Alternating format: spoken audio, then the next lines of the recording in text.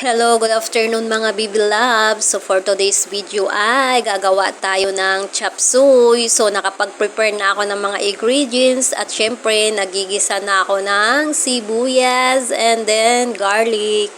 So pasensya na muna sa ating chop suey guys kasi alam nyo kinulang na naman sa ingredients at wala na naman tayong carrots and bell pepper.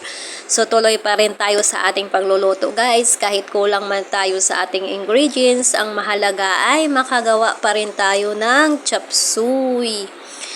So, ikakat na lang to natin guys. Siyempre, alam na naman na ninyo kung ano ang aking niluluto. So, diretso na tayo sa next video guys. See what we do. Ayan na ang ating chop suey.